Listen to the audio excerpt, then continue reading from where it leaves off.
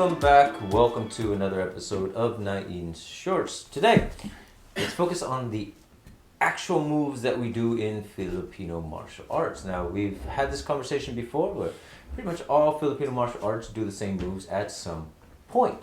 The focus being different depending on the style, what they're more known for. Some speed, some shorter sticks, some faster movements, some more stagnant, and anyways, there's a whole kind of different ways of doing things, but essentially you cross the same angles at any given point. So because of that, the blade of mine uses the clock system. And again, it's just a reference point of where these things start, where they end, and where to continue these strikes. However, we are not stick fighters. We're not even sword fighters. We're not even knife fighters, but we do train with them. And part of that is it's just fun, but it's also the ideas that are born from it. Like, for example, I have a stick in my hand right now. And all the strikes that I'm doing, would you argue that they are blunt object strikes? The stick. And I would say no. Right now, depending on what I'm focusing on in this strike, I can change the mentality behind it. I put a blade in my hand. Same movements.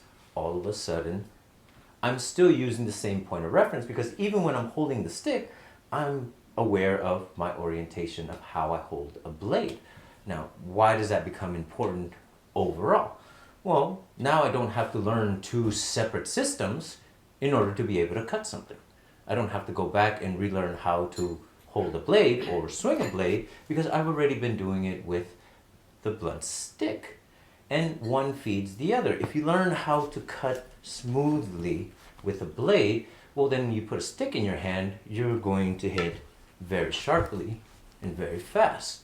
And if you then break it down even further and start looking at the different pieces that a blade has, such as the tip, the spine, the blade itself, and the puño, well, now even when you're training with a stick, you can still be training how to swing a sword or a machete.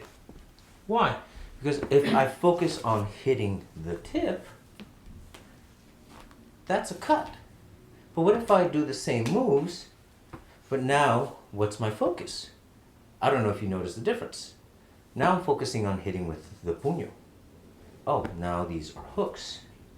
Same motion, all of a sudden focused differently is becoming something else. Now, how does that translate into anything blade related? Pakao grip or ice pick grip. Same movements depending on what I'm trying to do or the orientation of my blade. So all of a sudden, by just using these simple motions, I can practice all three of these weapons at the same time without necessarily having to carry all three weapons. But ultimately, unless you actually carry a knife or a sword or a stick, none of those things are actually going to become a reality because you don't have them available when you're going to need them in a fight. You probably don't carry around your sticks with you, and definitely not a short or long sword. That would be cool because I would totally do it, but it's not realistic, it's not practical. Now, knives, on the other hand, yeah, people carry them. And there are inherent things that should be practiced when it comes to carrying a blade, starting off with the laws in your area. What are the laws about blades? That's a whole different topic on its own, which I think we've covered. But that's not the point.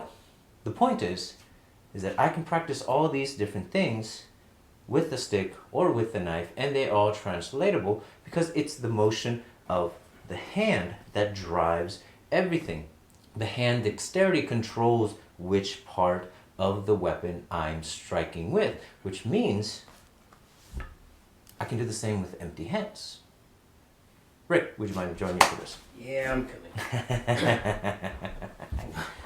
Shout out to UP. You guys are awesome. United Players. Look them up. Actually, the back is really cool. This is a cool shirt. Yeah. I don't know what it says, but it says something. Takes a hood. It takes the hood to save the hood. Yeah. So shout out to Rudy United Corpus. Players. Rudy Corpus. United Players. Great guy. A little scary, but he's actually really, really cool. He's awesome. He's the nicest guy. But just looks mean. Anyways, so we're translating, we're actually doing these motions, these 1, 11, and you can do it with both hands because they're interchangeable. That's what your hands tend to do. So what does that look like when we're actually doing empty hands? So from a punch, that's it. This is my angle 1. It's just deflected and moves on to the next thing. So again, now I do 11 on this side, and there's my angle 1 again, and now I'm punching or doing whatever the case may be. Now, is that the only way that then we can start using these angles? Well, no, because then we have this idea, right? So he throws a punch, and all of a sudden I'm catching, I'm moving, and I'm doing whatever the case I want to do. Scary. Oh, shut up. But again, you don't have a knife, and if you do, it's not deployed for you to do it. So how does then that translate? As that punch is coming, I'm no longer trying to strike this, just trying to move it out of the way. What is it? Oh, that's a scoop. But the same ideas that we learned from the knife are now translatable into this. The arm itself, you can break it down into the same parts as the blade.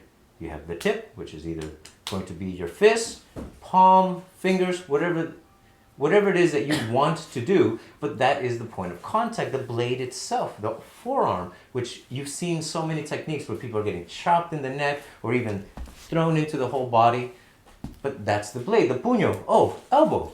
What does that look like? So all of a sudden, I'm using my elbow to keep my guard up to move this, and then I can go back into the different angles using my elbows. So again, what is the literal translation of these motions? They're just motions, and they can be applied to anything, whether it's a stick, a knife, or a long sword. Thank you. Appreciate you. But on the defensive end, we have to understand how do we then defend those things. And it's almost the same thing, right? When he's doing his stuff, well, I'm still doing my angle 1. But now you notice I'm getting here. You throw something else, it's here, right? It's still angle 1 and 11 or whatever else you're doing. So it works on both sides of the fence. Mm-hmm. When he goes to stab me in pocket grip, which is the blade, right, pointing out at me, I have to understand that. Oh, good. I know I'm not going to get cut because of where the blade orientation is. I just drop down and I'm beating him up. Same thing here when he goes, oh, right, again, I'm where that's at. But again, what am I using? There's the 11 o'clock, right? Yeah. If I'm using a stick and he has that, well, there's my 11 to the hand. Oh. He goes again, oh, he hooks, good, I clear that. Again, keeping away from the blade. Now I got this as my 1. My 9 o'clock, my 11, 3, whatever I want to do. But again, you have to always look at it on both sides of the fight, right? We always talk about the 360 idea. So when you're playing with these things, understand there's 2 sides of this fight. His and mine. Right. Or theirs and if ours. we're never thinking about both sides, then you're missing out on what's really there. Yeah, because a lot of systems will show you how to do a technique.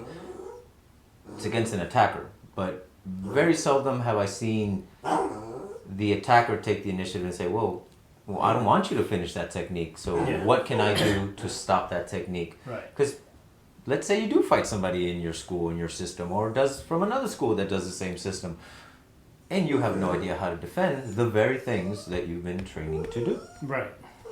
Okay? And the simplicity behind it all is just breaking it down to motion, to movement. It's just the movement of the arm. It's the driving force. It's what everything is going to be. Thank you, sir. Thank you. Everything that it's going to be. And it's very reminiscent of the idea of a stick. It's a very simple tool. And again, I emphasize the word tool because it's only a weapon when you use it to bash somebody in. It's only assault when you hit somebody. So, yeah, I know, right? So you can say this is an assault stick. It's just a stupid joke.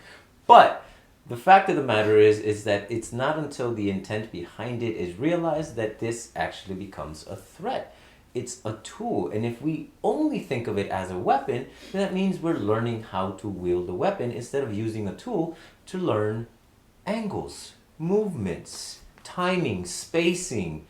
We learn the art itself with these other named moves like redondos and watiques that are reminiscent of FMA. But again, can you do the same motions? Do these motions come up in other arts? Can we break things down so simplistically where the common denominator being the human body, the mechanics, and the movements, and then we can start associating all the other things. So we're learning not just how to swing a stick, we're learning how to cut, we're learning how to use a knife, and we're learning how to defend against it because we're also thinking of the other side of the situation.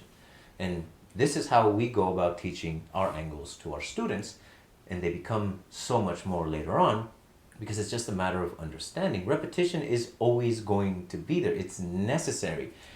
But if you repeat something so much where it becomes so solid that it can't be anything but that one strike, well, maybe we're missing out on all the other lessons that could be born from it, just like the translation I showed you here, from stick to blade, to knife, to empty hand. It's all the same moves, all the same angles.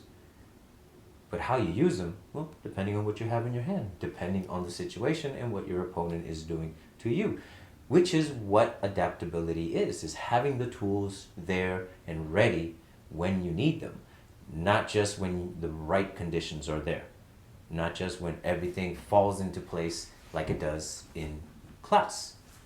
And that's all I wanted to show you today, just our interpretation of how we use these tools to teach and learn, and how it's translated from stick to empty hands and everything in between. There is no separation in our mind because it's all driven by the human body. And if you understand that, well, then you can adapt to any art and be able to use your knowledge across many fields instead of just in your school or in your style. At least that's my thought on it, my opinion. Please feel free to share yours. Let us know how you guys translate different moves into other things, and that still work. Sure, some details have to change because of range, because of size, because the tool might be too specific. But there's still ways of doing it, and I'd love to hear how you go about doing so. Thank you for joining me on another one of Nain's Shorts. Until the next one, 3, 2, 1, cut! Otherwise, just blades is just fun to play with.